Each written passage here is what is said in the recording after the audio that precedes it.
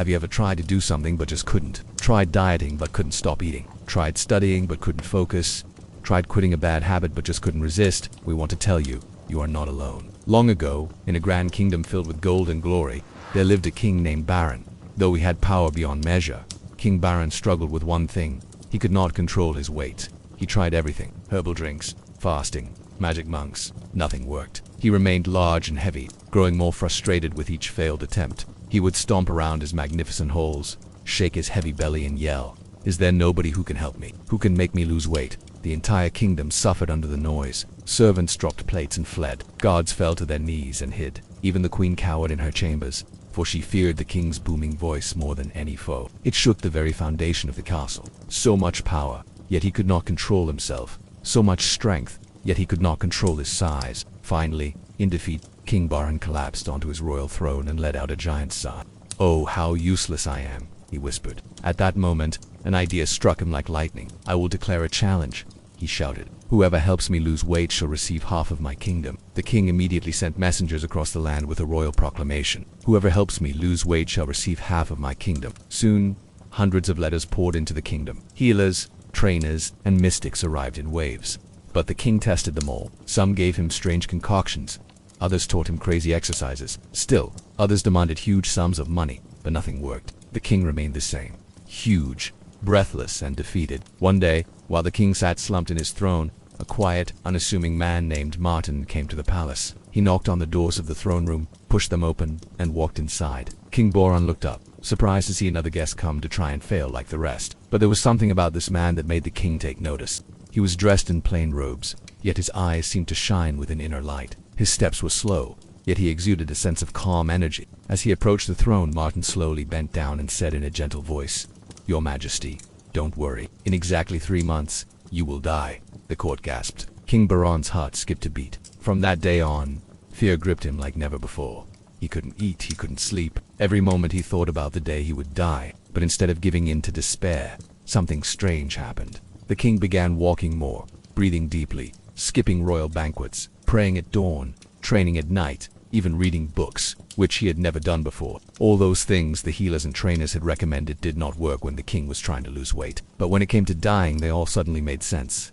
Day after day, he moved more, ate less, and waited. Weeks passed. His robes grew looser. His steps became lighter. And then 3 months later, King Boran opened his eyes and realized he was still alive. But he had changed. He was no longer the man he once was. His body was lighter. His face was sharper. His breath came easy. Yet his heart burned with suspicion. "That man lied to me," he roared. He immediately summoned his royal guards. "Bring me the one who told me I would die. Bring me Martin the Wise." The guards returned with Martin, who stood calmly before the transformed king. King Baran, now slimmer and stronger, stepped down from his throne with fury. "You lied to me," he growled. "You said I would die." Martin smiled gently. "I gave you what no one else could. A reason. You wanted to lose weight but couldn't gnaw it through strength or struggle. But the fear of death gave you discipline. That fear saved your life." The king stood in silence. He looked down at his body, his hands, his stomach, his chest. He touched his face. He had lost weight, not through tricks, but through willpower he never knew he had. And suddenly, he laughed.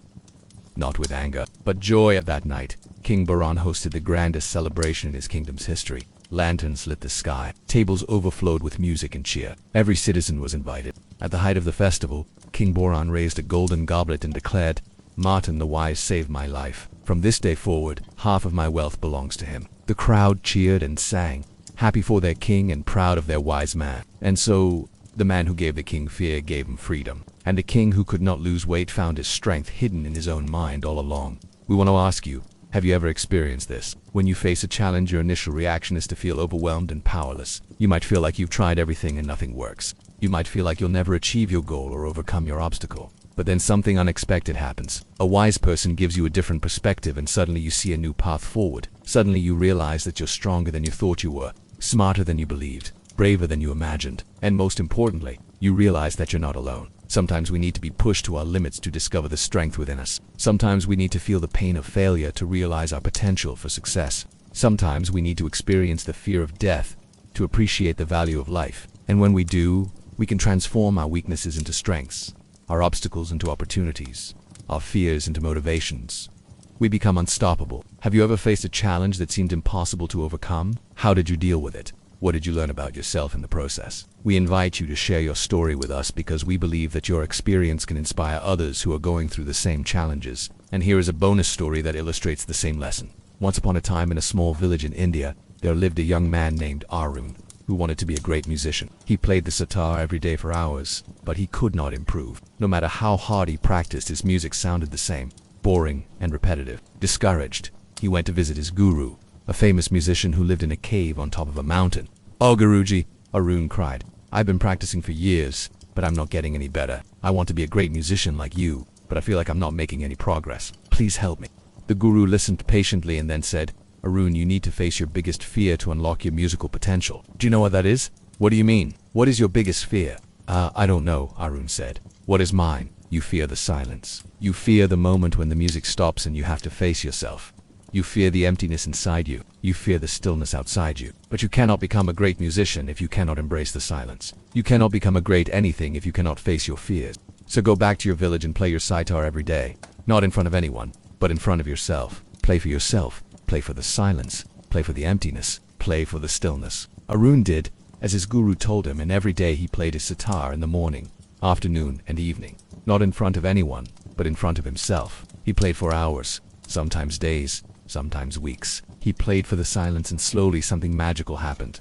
He began to improve. His music became richer, deeper, and more meaningful. He found his style, his voice, his soul. He became a great musician, not because he played for the audience, but because he played for himself. He became a great musician, not because he avoided the silence, but because he embraced it. He became a great musician, not because he followed the rules, but because he broke them. He became a great musician, not because he was born talented, but because he became fearless. We want to ask you, what is your biggest fear? What is holding you back from pursuing your dreams? What is preventing you from becoming the best version of yourself?